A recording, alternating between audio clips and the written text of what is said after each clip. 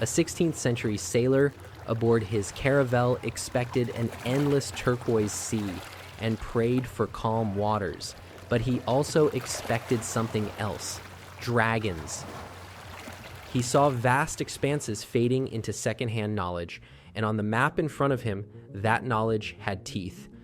Whales big enough to flip ships, serpents coiling around boats, horned beasts drawn where the chart stopped being sure of itself. Those monsters weren't decoration.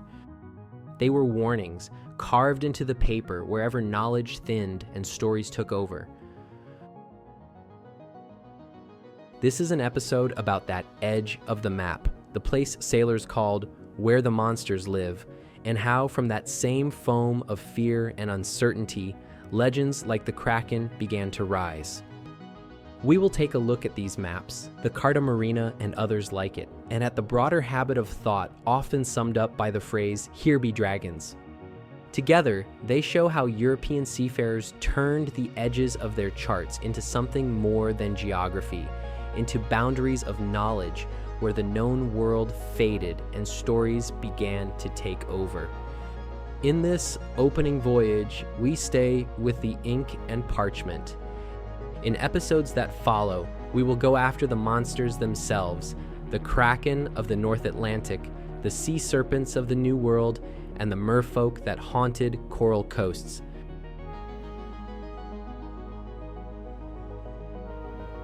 Carta Marina is one of the most famous sea monster maps, first published in 1539 by Olaus Magnus and printed in Venice. It shows the coasts of Scandinavia, Iceland, Greenland, and the Baltic with striking detail for its time. Capes are named, islands shaped, waters divided by compass lines. But beyond those coasts, in the broad northern seas, the map does something different. It fills the open water with creatures, huge whales, coiling, serpent-like beasts, horned animals that look part fish, part mammal, figures large enough to rival ships placed directly alongside routes and shorelines. Some of these creatures are shown attacking boats.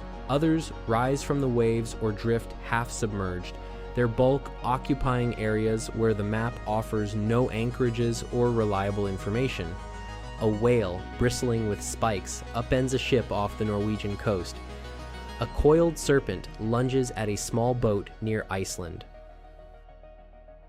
When cartographers began to cut these seas into copper plates and ink them onto paper, they sometimes added more than coastlines and known landmarks. They filled the open water with monsters, dragons, serpents, enormous fish, placed directly alongside shoals, islands, and known routes where reliable knowledge began to thin. To a modern eye, these creatures can look decorative, like idle flourishes in the margins. But to sailors of the Renaissance, they carried weight. They functioned as a visual warning, a blunt admission drawn into the map itself. This is where reports grow strange, where stories disagree, where men claim to have seen things too large or too dangerous to explain. These monsters are not scattered at random. They appear most heavily along coasts known mainly through secondhand reports, fishermen's accounts, traders' tales, occasional church missions, rather than through careful surveying.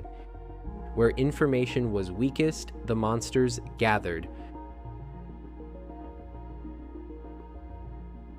When Olaus Magnus placed a dragon-like creature near Iceland, he did so in waters where written reports already spoke of sea serpents and unusually large whales.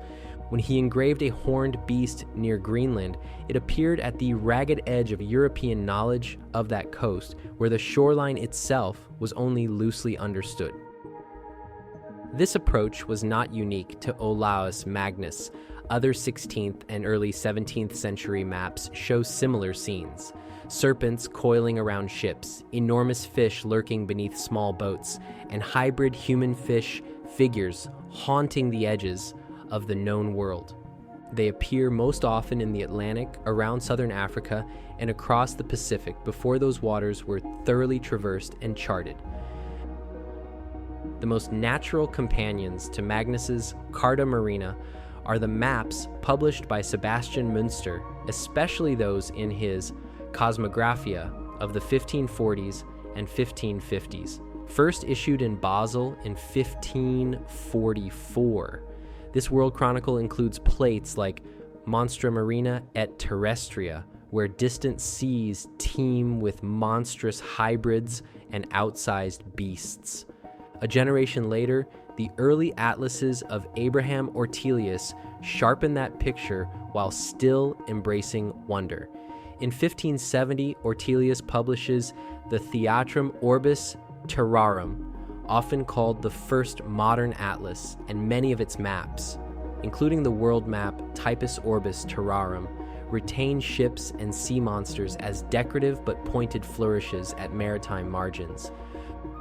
The world maps of Gerardus Mercator push that transition even further. His 1569 wall map, Nova et Aucta Orbis Terrae Descriptio ad usum navigantium emendate accommodata, decorates the oceans more sparingly, placing ships and select sea creatures in the broad Atlantic, Pacific, and especially near the imagined polar regions, where knowledge thins and the ocean still seems to belong to myth. These monsters are not records of measured or observed animals. They are a visualized rumor etched into the map that says, sailors reported things so large and strange that ordinary symbols no longer sufficed. The creature stands in for testimony exchanged in a tavern or on a ship's deck. On land, a chronicler might add a cautious line in the margin. Sailors report monsters in these waters. On a sea map, the engraver compressed that whole comment into a single image. Imagine a navigator in the late 16th century spreading a large printed map across a cabin table. The coasts are practical and familiar. Capes and bays named in ink, harbors marked, lines of latitude drawn cleanly across the sheet, perhaps a windrose stamped near the margin. But in the open water, especially to the north and west, the same map shows something else. Horned whales, coiling serpents, fierce-faced fish looming beside compass lines, occupying the same space as the routes the ship must sail. For the Renaissance navigator, these figures are not playful embellishments. They sit in the same field of information as shoal marks and place names. They signal where the map maker stopped relying on observation and began relying on stories, where knowledge gives way to hearsay and hazard. He does not expect to meet that exact creature, drawn with that face and those horns. He understands the message and treats that patch of sea with caution.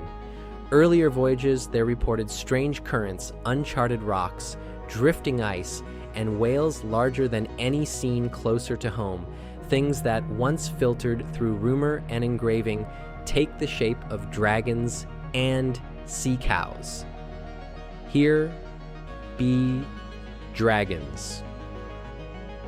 The phrase and the mindset. When we began this episode, we said sailors expected to see dragons on the open seas.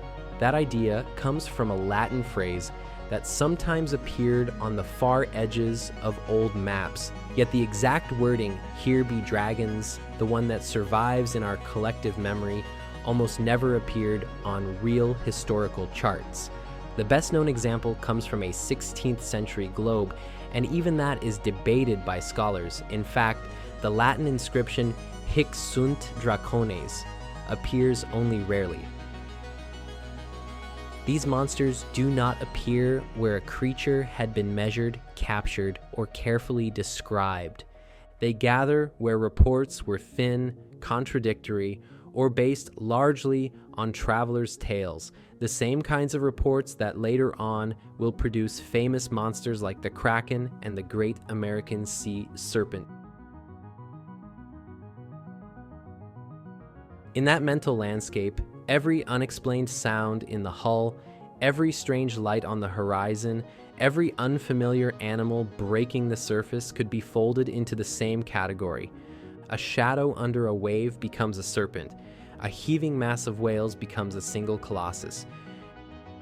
The habit of thought, often summarized as "here be dragons," worked on two levels at once.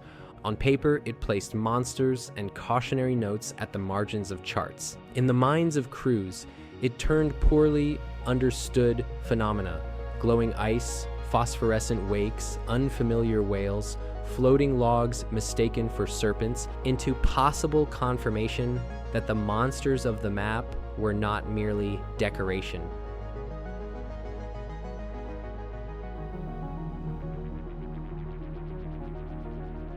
The monsters drawn at the edges of maps were not only about fear, they were also about warning. A sea serpent engraved near a poorly known shoal might look theatrical, but the message beneath it is practical. Ships have come to grief here.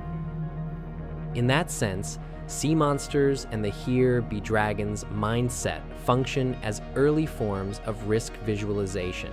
They compress real environmental dangers: reefs, shifting currents, sudden storms, ice, unfamiliar animals, into a single, memorable symbol.